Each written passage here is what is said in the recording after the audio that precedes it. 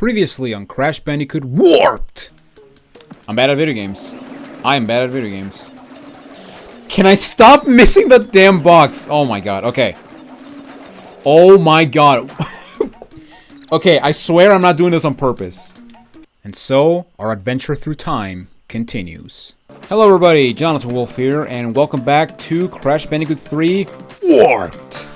Last time, we started this adventure by collecting more crystals, and we basically completed, well, we didn't, like, fully complete it, as you can see right here. But we actually got all of the levels done in the first area of the Time Twister, and we also defeated the boss, and we got ourselves a new move, a Super Ground Pound, which, yeah, makes now Crash spin in the air. That's cool, I guess. Very underutilized, in my opinion, to be honest. But, yeah, in this episode, we are going to be starting with, not you. Oh, God, no, not you. But we're going to start with the second area of the Warp Room. And as you can see, we got a new boss to deal with. Well, we're not going to meet him until later. But with that said, let's go ahead and get started with the first level. Gee whiz. Jeez Louise, man. And we're going to get talked by somebody. Why must you continue to be a thorn in our side? What? Where was I? Oh, Tiny was a good fellow. He hated everyone and everything, but a good heart nonetheless. Please be more reasonable with my minions next time. He hated everyone and everything. That's literally me that's literally me, like, if I woke up badly. Well, which, you know, it's me every day, basically, but... okay. But yeah, here we got Gee Whiz. We got already the second medieval stage. And yeah, we started the first episode with a medieval stage, and now we start the next episode with a medieval stage. Let's hope that the next episode is not like that. And we... Damn it. I missed my jumps. And here we got a G's, man. We got a wizard. We got Merlin. We got Mr. Lin right there. Or Scientist Lin, as I will call him from now on. But yeah, basically similar to Crash 2, because we have another, like, same level aesthetic from last time. It, of course, means it gets more difficult. Which, I mean, duh, you know? Alright, now here we got some stuff, and as you can see, because we have the Super Ground Pound, we do not need to actually get on top of the boxes to actually destroy them. So joy, you know?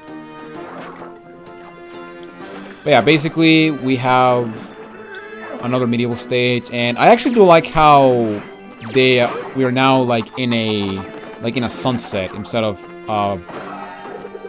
daylight, which that's actually something I actually did like when some levels got reused or reused aesthetic. Like, for example, in Crash 2, Turtle Woods was like a rainy day, like a rainy day, and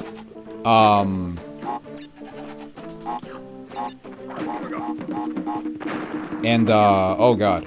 And the pits was essentially the same, like, level aesthetic, which is a woodland stage, but we also got, but it was also on a sunset. And then, of course, we have, wow, that frog was literally kissing that nitro. But yeah, basically, the pits, we got the woods, but in a sunset. And then we got the night levels, which, you know, they were basically on the nighttime. Which, that's actually pretty cool. I actually do like how they have, like, a different, like, time of day in the levels. Although, to be fair, it only applies to, you know, in Crash 2, it only applies to those levels. And in Crash 3, it applies to, well, when it comes to the 2D, when it comes to the normal stages, the normal platforming stages, it applies to these levels. It applies to only these levels. However, they also do implement it to other stages, which we will see later. In fact, we might see in this same episode. Actually, no, we're not going to see in this episode, but we're going to see like an example in this episode. Because, oh boy, this second area introduces probably the most infuriating levels in the entire game. Not because they're hard, but because, because of a very special challenge, which, trust me, we will get to it. Yeah, basically you want to destroy that box before you jump on that, before you hit that exclamation box. And there we go. And yeah, unfortunately we lose our Aku Aku if we die on the bonus area, which... that's a thing in every game. Although, I don't remember if that's a thing in, may he rest in peace. That poor toad. Frog, whatever. But yeah, like I was saying, I believe that in every Crash game, Crash 1, 2, and 3, if you lose... and I believe also future Crash game... oh god. Future Crash games, if you die in a bonus area, you will lose the Aku Aku. But there we go. That is Gee Whiz, the first level of... I was gonna say Crash 3, but no. I guess episode 2 of Crash 3, but no, the first level of the second area of the Time Twister. Now, you may have noticed that so far, in every single one of those levels, there's that little Ankh. Besides the, you know, the level stats, like right here we got an Ankh, also the yellow gem, but ignore that. We also have another Ankh. And yeah, basically, those Ankhs are... They're actually a collectible that will actually allow us to fully beat the game. However, we're not going to talk about them yet. We're going to talk about them once we finish the game, or once we beat the final boss. Because yeah, this is actually the first game where they implemented quote-unquote post-game. And I say quote-unquote because,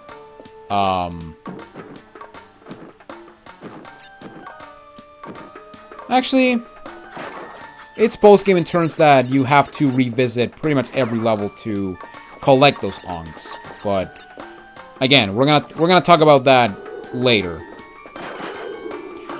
Alright, but here we have... Hang Him High?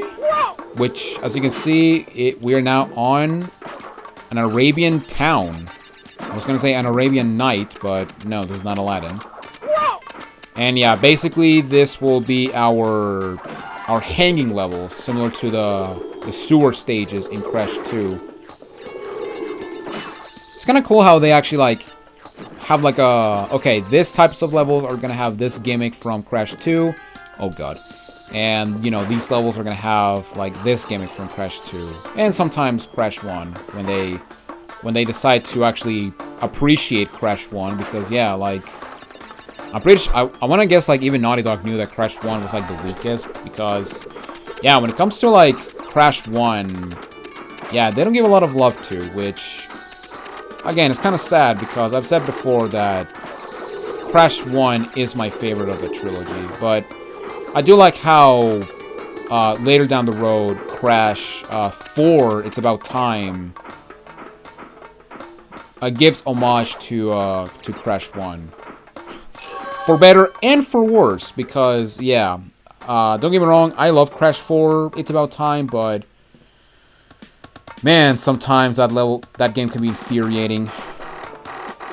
Like, to put into perspective, to this day... I still haven't completed Crash 4. Like, the only thing that I need to get are the Ankhs, which... oh my god. I don't know what the hell was Toys for Bob thinking, but... again, we're gonna leave that complaint for another time. Alright, so we're gonna we gotta time ourselves so we can actually get the TNT, because we need to hit that... exclamation point, or that exclamation box to get all the boxes. And there we go. And before you ask, no, the Super Belly Flop only has a like a ground radius. It does not go like above or below crash. So, and we are gonna see that we are gonna see that shockwave implemented in a later stage. And if, as far as I know, it only one stage, because yeah, like I mentioned, the super belly flop is stupidly underutilized. To the point that you just want to ask, what's the point of having that ability, you know? Anyway, right there we got ourselves a little tease because we have the yellow gem back in the distance. Unfortunately, we cannot get the yellow gems, so yeah, we just have to ponder and wonder, how the hell do we even get that gem? Well, remember those ongs that I mentioned? Yeah, those ongs will help you unlock the yellow gem. However, like I mentioned, we're not gonna be talking about those ongs or worrying about those ongs until we beat the final boss for the first time. And there we go. That is Hang 'em High. Ah, yeah, I was right with the level. And we got the box gem. Yeah, so far we got all the box gems, which is good because yeah, the box gem is probably the most annoying part of the Crash games, as far as the general consensus. Wait, I want to see what's next. Oh, okay. I thought the next dino level was in here, but nope. Alright, so now we move on to probably one of the most infuriating level types in this game. The racing levels. Oh god, the racing levels. No cutscene yet, okay. Alright, so basically, press X now to get a little speed boost or a little, like, speed start. And this is our first racing level, Hog Ride. And, yeah, these levels are... I'm gonna say right now, in terms of getting the box gem, these might be one of the hardest levels in the game. And just like the jet ski levels, basically you accelerate with the X button, and you just steer with the D-pad. Now, unlike the jet ski levels, if you press the square button, you can actually brake. Although, I'll just say right now, there is no point on braking in these levels. Like, not even, like, that's not even, like, a requirement, you know? But yeah, basically, wow, that seriously did I did that on my first try. Wow, that is insane. I got the box gem and the crystal first try.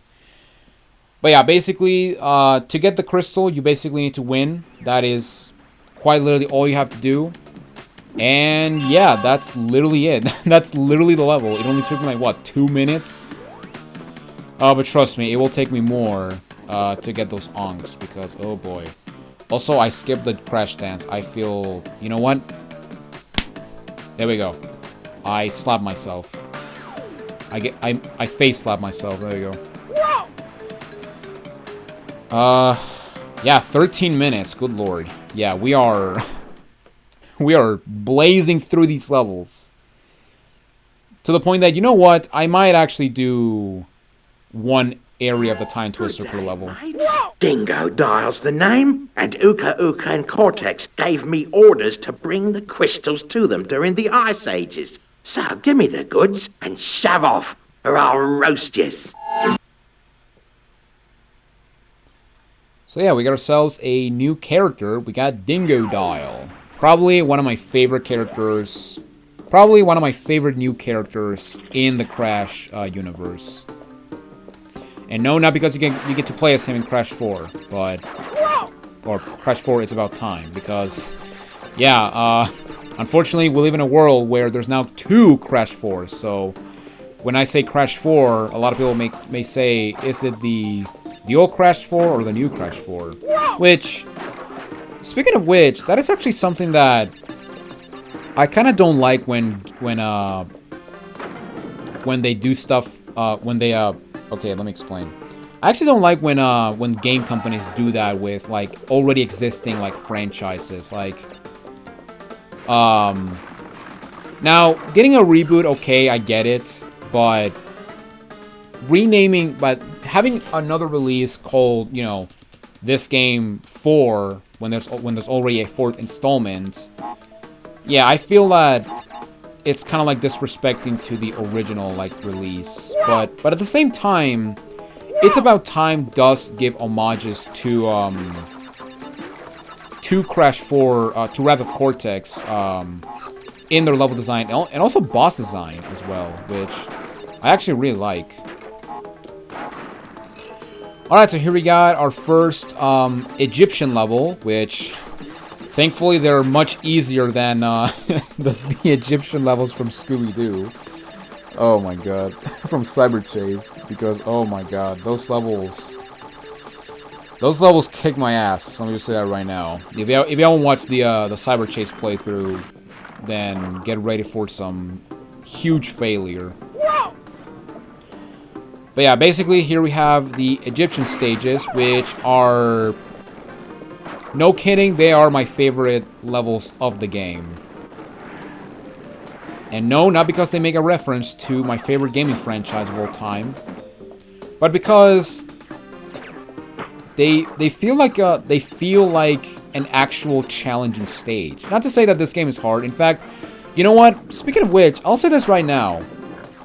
When it comes to like the overall difficulty, I would say Crash 3 might be the easiest game of the trilogy, of the Naughty Dog trilogy, I mean.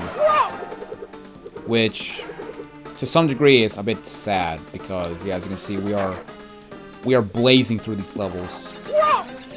But yeah, as you can see right here, we actually need the purple gem to proceed onward. And as you notice, we actually destroyed some boxes, meaning that, yeah, our progress on getting the box gem is now completely futile because, yeah, we cannot. This is actually our first stage where we cannot get the box gem. That was totally on accident. But yeah, this is our first level where we cannot get the box gem until we get a colored gem.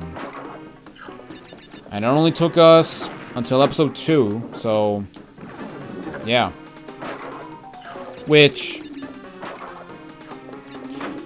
to be fair, this is the first, because, to be fair, when it comes to getting, like, stuff with the color gems in Crash 2, there's really no need for backtracking because of that. Like, the only reason you backtrack to old levels is because of the secret warp room. Not because of a, oh god, not because of a box gem. Oh jeez. Alright. Ah! Alright. Can I please get this box? There we go. I need to the slide spin. Similar to Crash 2, it also works. You actually get a boost on height and distance. Also that you went backwards. Okay, I'll get it. And we are at the end of the level. But yeah, like I was saying, in Crash 2, the only times you actually needed to backtrack was to get extra boxes with using the secret warp room. Like, the only time you had to go to the secret warp room to actually get a color gem was actually Snow Go. But if you saw that Let's Play, we got that gem by using a little exploit, and yeah, that was literally it. That was literally all we had to do. It was very easy to get. But yeah, in this game, this is actually like a return to Crash 1, where you actually need color gems to actually get the box gems and other bonus gems, which, yeah, I guess my rant on not giving love to Crash 1 was completely futile, so, or was completely pointless, so there you go. Alright, so here we got Midnight Run, which is the second and final Pura riding level, which I gotta say, I really like how you get to run alongside the Great Wall of China. That's actually pretty ingenious. But yeah, this level is, well, similar to similar to the last level, where, yeah, it's basically animal riding. Which, speaking of which, I always felt that Pura moved way slower than Polar. Like, I feel like at this point I should have already been past that 1-up if I was playing as Polar, but yeah, basically, I don't know, I feel Pura moves slower, or maybe these levels are similar to, oh my god. These levels are similar to, the Polar levels in Crash 2, where as the level goes on, Pura gets faster, which, it's actually something about the second game that a lot of people don't know about. Because, yeah, after a certain point, Polar does get a little speed boost in the levels. Alright. But, yeah, I'm pretty sure that Pura will move the same unless you, you know, start boosting all over the place, which that's gonna be like the thing you gotta do for collecting the onks in that state, in these levels. And oh my god, I cannot do this. Alright, we got a dash for that one, okay. So let's dash. Okay, let's not dash that much because we don't wanna miss some boxes. And hopefully we don't die enough times to get a pity checkpoint, because my god, that hasn't happened yet, and I really want that to stay to stay like that, because yeah, the last thing I want is to get a pity checkpoint. I mean, I did get some pity I did get a pity Akuaku, but that is nothing compared to the pity checkpoints. But yeah, as you can see, the dragons will now start doing some more interesting maneuvers instead of going, you know, just straight down or straight up. Also, with the dash, you can actually destroy these barrels that get thrown at you. So, yeah, make sure to remember that. Although you're most likely gonna find that out by complete accident. But there we go. We got all the boxes, and we are done with Midnight Run. And yeah, we're at 22 minutes, and we are already at the boss of the second area of the Time Twister. That is insane. But yeah, I'm most definitely gonna do one video per area. Which, actually no, I was gonna say this might be the shortest Crash prod playthrough, but no. I'm pretty sure this will be either the same as Crash 2, because I think Crash 2 was... Alright, so Crash 1 is 8 parts, and Crash 2 is 9 episodes. So, yeah, I wonder if this game will actually be either 8, 9, or even 10. That would be pretty funny if it's 10 parts. Although I doubt it, because, yeah, it's basically gonna be like, if we... That's a really funny face. I mean, so yeah, we got 1, 2, 3, 4, 5. And depending how I do on the, you know what, I'm just gonna say, the time trial relics. Yeah, the onks are known as time trial relics, but yeah, depending how I do with the time trial relics, I might do either 1 or 2 episodes, so it's gonna be 7 episodes. And then I guess 1 more episode for the cleanup, and then I guess 2 more episodes for cleanup, so either 9 or 7 episodes, so yeah, this playthrough might go very quickly. Alright, so let's go ahead and tackle the boss, which is Dingodile. Right, now you've gone and done it. Them crystals are mine. Them crystals are mine. Bring here the butter. Break out the butter. I'm gonna make toast. Alright, so here we go. Dingodile. A dingo mixed with a crocodile. Yeah, that is literally why it's called Dingodile. So starting things off, he's gonna start raining fire. And after he rains fire, he will try to shoot you with his goddamn flamethrower. Now, while he does that, he will actually destroy the crystal surrounding him, making you... Oh god, that was close. Making you get into him and give him a pummel. Now, alternatively, what you can do is this.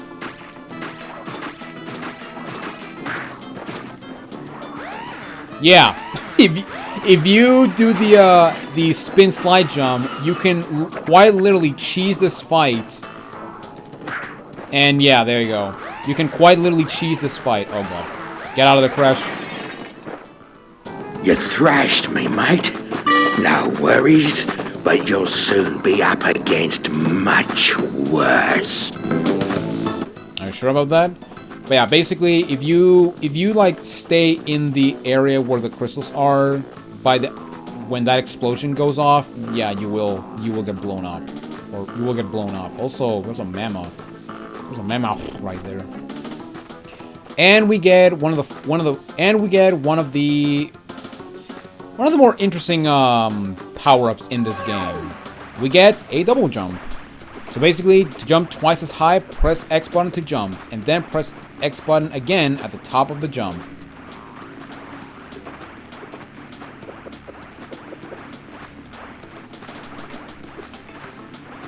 Alright, there we go.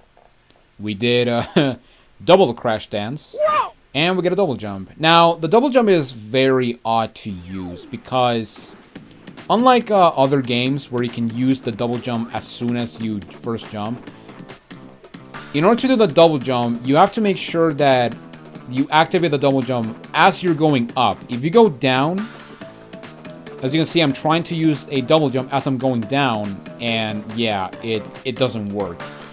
So yeah, the double jump is very odd to use, but again, make sure to only use it. Make sure to use the double jump. The double jump only works when you go upwards. If you go downwards, yeah, it's not gonna work. Alright, but there we guys have it. That is it for this episode of Crash Bandicoot 2. Let's save the game on new slots, which means, yes, we gotta do the same thing we did with Crash 2. Let's go with Wolf. And I will be seeing you in the next episode when we tackle the third area of the Time Twister. Alright? See you guys then.